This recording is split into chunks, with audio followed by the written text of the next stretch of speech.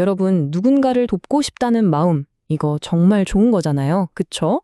근데요, 만약에 내가 정말 선한 의도로 한 도움이 오히려 그 사람을 망치고 있다면 어떨 것 같으세요? 좀 충격적이죠. 돕는다는 것의 역설. 오늘 바로 이 도발적인 주제를 한번 제대로 파헤쳐 보겠습니다. 자, 그래서 오늘 우리가 어떤 순서로 이야기를 풀어볼지 한번 볼게요. 먼저 우리가 보통 돕는다고 할 때 어떤 생각을 하는지부터 시작해서요. 그 안에 어떤 위험이 숨어 있는지, 그리고 완전히 다른 관점은 없는지, 마지막으로 그렇다면 진짜 도움은 뭘까? 여기까지 차근차근 따라와 보시면 되겠습니다. 우리 길을 가다가 좀 힘들어 보이는 분을 보면, 아, 도와드려야 하는데 이런 마음 다들 한 번쯤은 느껴보셨을 거예요. 그쵸? 이건 뭐 너무나 자연스러운 인간적인 본능이죠. 내가 좀 더 가졌을 때 나보다 덜 가진 사람을 보면 나누고 싶은 마음, 네, 바로 여기서부터 모든 선한 의도가 시작되는 거거든요. 근데 과연 이 본능적인 도움이 항상 언제나 최선의 결과를 가져올까요? 한번 생각해 볼 문제예요. 바로 이 지점에서 우리가 가진 그 착한 마음, 그 선한 의도가 가진 어떤 숨겨진 위험에 대해서 이야기를 해봐야 합니다. 제가 좀 도발적인 질문을 하나 던져볼게요. 만약에 내가 누군가를 돕는 그 행동이 실은 그 사람의 인생을 망가뜨리는 길이라면 어떨까요? 와, 정말 생각만 해도 충격적이지 않으세요? 이 관점은요, 심지어 이렇게까지 아주 강하게 이야기합니다.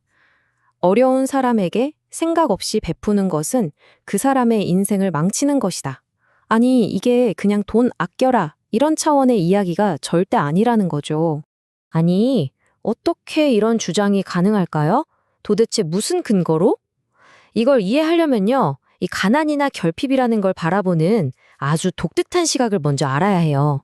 자, 이 관점에 따르면요, 우리가 겪는 어려움, 그러니까 이 결핍이라는 건 벌이 아니라는 겁니다. 오히려 성장을 위한 기회, 일종의 신성한 사랑의 표현이라는 거죠. 좀 특이하죠? 아니, 사랑인데 왜 어렵게 만드냐고요? 여기서 말하는 신성한 사랑이라는 게 뭐냐면요. 딱 이거예요. 부모님이 자식의 나쁜 습관을 고쳐주려고 때로는 엄하게 훈육하는 거예요. 그거랑 똑같다는 겁니다. 그러니까 더 큰 성장을 이끌어내기 위해서 일부러 어려운 상황을 만들어준다는 거죠. 자, 이 부모 자식 비유를 들어보면 이게 확 와닿으실 거예요. 보세요. 부모가 아이의 나쁜 습관을 고치려고 너 이제 용돈 없어 하고 딱 끊었어요.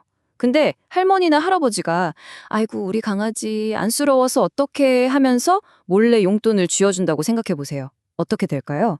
부모의 큰 가르침은 그냥 물거품이 되는 거고 아이는 변할 기회를 놓치는 거죠. 우리가 생각 없이 주는 도움이 바로 이 몰래 주는 용돈 같은 역할을 한다는 겁니다.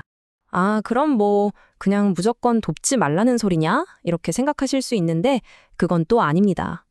이 관점에서는 올바른 도움의 방식을 이야기해요. 주는 것에서 스스로 할 수 있게 만드는 것으로의 전환이죠. 핵심은 이거예요. 그냥 주는 것에서 스스로 할 수 있게 만들어주는 것으로의 전환. 그러니까 단순히 돈이나 물건을 거저주는 게 아니라 그 사람이 스스로 일어서서 뭔가를 얻을 수 있는 기회를 주는 거죠. 이 둘은요, 하늘과 땅 차이의 결과를 낳는다고 합니다.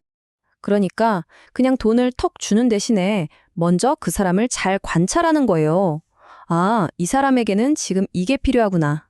파악한 다음에 그에 맞는 일거리를 하나 만들어주는 거죠. 그리고 그에 대한 정당한 대가를 지불하는 겁니다. 이렇게 되면 이건 일방적인 도움이 아니라 교환이 되는 거잖아요. 그럼 도움을 받는 사람도 의존하는 게 아니라 스스로의 힘으로 성장하는 귀한 경험을 하게 되는 거죠. 자, 그럼 반대로 만약에 우리가 이런 원칙 다 무시하고 그냥 에이 탁하니까 하고 도와줬다고 쳐요. 그럼 어떻게 될까요? 그 보이지 않는 결과가 생각보다 훨씬 무서울 수 있습니다. 진짜 놀라운 건데요. 이렇게 잘못된 도움을 받은 사람은 나중에 오히려 뒤에서 나를 욕하고 다닌다는 거예요. 아니, 내가 분명히 도와줬는데 왜? 왜 이런 어이없는 결과가 나오는 걸까요? 이유는 딱 하나입니다. 당신의 그 도움이 그 사람이 반드시 스스로 겪고 넘어서야 했던 성장의 기회를 빼앗아 버렸기 때문이에요. 나는 분명 선한 의도로 한 행동이지만 결과적으로는 그 사람의 인생 수업을 방해한 셈이 된 거죠. 이게 어떤 악순환으로 이어지냐면요. 보세요. 생각 없이 주는 도움은 의존하는 습관을 만들죠. 그럼 스스로 발전의 기회가 막히고요. 결국 그 사람은 나중에 왜 더 안 도와줘? 하면서 불만과 원망을 갖게 된다는 겁니다. 이게 한 번 시작되면 평생 가는 부정적인 패턴이 될 수도 있다는 거죠. 정말 무서운 이야기예요. 자, 그럼 이 모든 이야기를 종합해 봤을 때 진짜 도움이란 대체 뭘까요? 그건 바로 더 큰 그림을 보는 겁니다. 진정한 도움은요, 단순히 돈 몇 푼 쥐어주는 행위가 아니에요. 그 사람이 가야 할 길을 스스로 걸어갈 수 있도록 옆에서 지켜봐주고, 때로는 방향을 살짝 알려주고, 무엇보다 스스로 해낼 기회를 만들어주는 것. 바로 이게 진짜 도움이라는 거죠. 이렇게까지 표현합니다.